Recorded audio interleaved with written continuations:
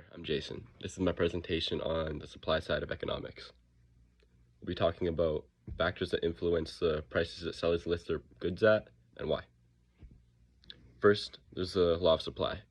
When the price of a good increases, the amount of supply of the market increases because they can get more revenue off of that product.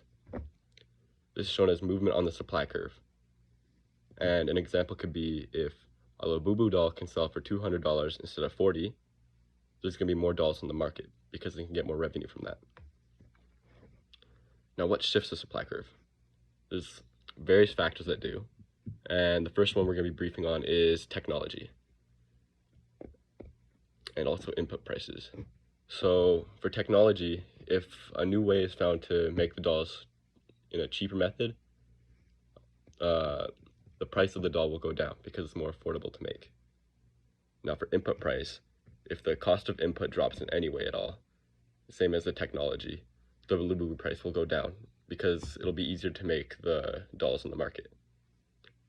The second will be prices of related goods. So let's say that company makes another kind of doll and that doll becomes more expensive.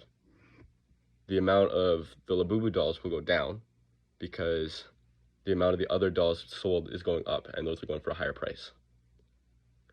For the third way that the supply shift happens is because seller expectations.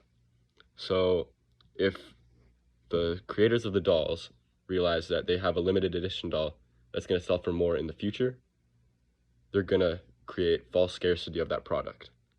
So in turn, the value of that product will go up because there's less of them in the market. And number 4 is the number of sellers. So if there are tons of dolls like that in the market, the price is going to go down because there's more options.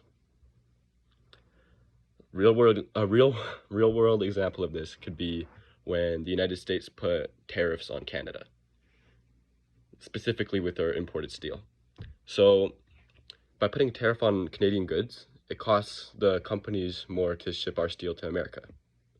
So in turn, that higher input value creates a higher value in steel. So the price of the steel goes up.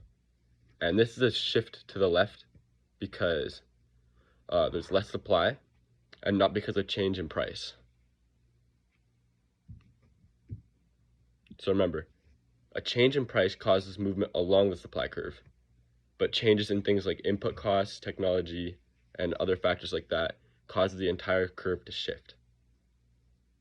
So understanding these differences can help us predict markets and to respond when conditions change.